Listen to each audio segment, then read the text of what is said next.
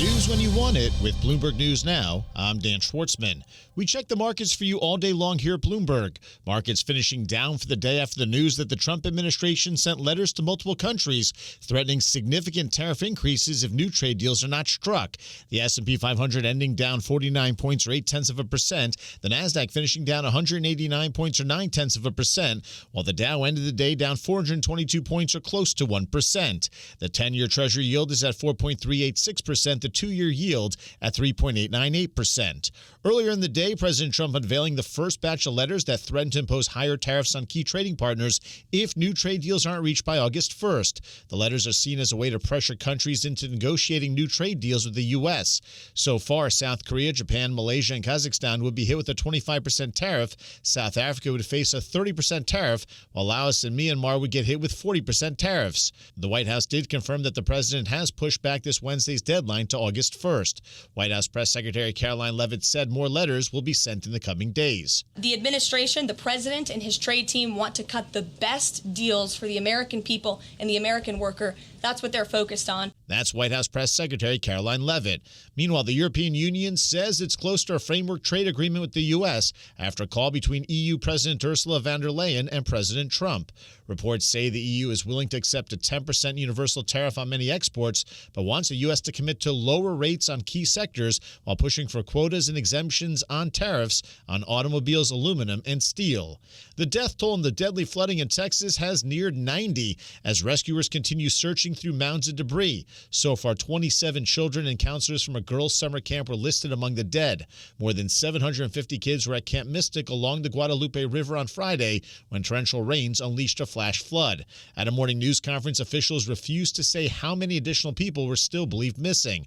Republican Senator Ted Cruz on the loss of the campers. The children, the little girls who were lost at Camp Mystic. That's every parent's nightmare. Every mom and dad. Last week, we were picking up our daughter from camp here in Hunt. That's Republican Senator Ted Cruz. Meanwhile, Kerrville City Manager Dalton Rice talked about how the campers did not stand a chance as flooding occurred. We've heard stories where campers were getting up. They were up at 3:30 in the morning. They were trying to move to higher ground. This is the headwaters of the Guadalupe. This is the beginning. This is where everything forms when it comes into the North and South Fork.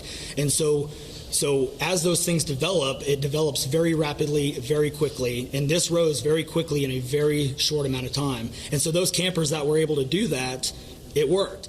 That's Kerrville City Manager Dalton Rice. First responder Coast Guard rescue swimmer Scott Ruskin is credited with saving the lives of hundreds of campers. The real heroes, I think, were the kids on the ground. Like, those guys are heroic, and they were dealing with some of the worst times of their lives, and they were staying strong, and that helped inspire me to kind of get in there and help them out. That's first responder Coast Guard rescue swimmer Scott Ruskin, courtesy of ABC News.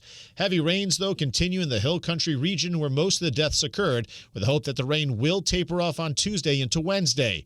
President Trump has approved a disaster declaration for the area, with White House Press Secretary Caroline Leavitt saying that Trump will travel to Texas on Friday. Tesla stock slid a bit under 7% after Elon Musk announced he would be setting up a new political party called the, quote, America Party, with investors becoming frustrated that Musk was being distracted from important company business at a critical time. Bloomberg Global Autos editor Craig Trudell with more details. By the time you got to the second quarter, you had that fresh product, that arrow in the quiver, and yet Musk, also was giving investors this notion that, I'm going to turn back to the business now that I'm done with Doge. He has not, done that, as we've seen on a sort of day-to-day basis. He's continues to kick things up in Washington, and now has made himself not only an opponent of the Democrats, but an opponent for the GOP and for President Trump. That's Bloomberg Global Autos editor Craig Trudell. Overall, the company's shares have declined 28% just this year. Musk announced over the weekend the new party would take on both Democrats and Republicans for House and Senate seats over the next 12 months. Both Brazil's president and South Africa's president have criticized President Trump for threatening tariffs against BRICS nations. Brazil's President Lula called Trump, quote, irresponsible for making threats on social media while urging other world leaders to reduce their reliance on the U.S. dollar for international trade. Trump had threatened an additional 10% tariff on any country aligning themselves with BRICS. Israeli Prime Minister Benjamin Netanyahu in Washington today and is expected to arrive at the White House at 6:30 p.m. this evening to meet with President Trump. The meeting comes on the heels of a ceasefire proposal offered by Washington to both Israel and Hamas that President Trump called, quote, final. Both sides have expressed optimism to the latest proposal, which could be the start of the end to the war in Gaza, which has stretched on now for 21 months. A man has been killed after opening fire at a Border Patrol facility in McAllen, Texas. An officer was injured in the shooting, although it wasn't clear yet whether the officer was hit by shrapnel or a bullet. The 27-year-old gunman has been identified by McAllen Police Chief Victor Rodriguez as Ryan Lewis Mosqueda. The shooter was armed with an assault rifle and utility vest, with law enforcement saying another rifle and more ammunition was recovered at the site. That's news when you want it with Bloomberg News Now. I'm Dan Schwartzman, and this is Bloomberg.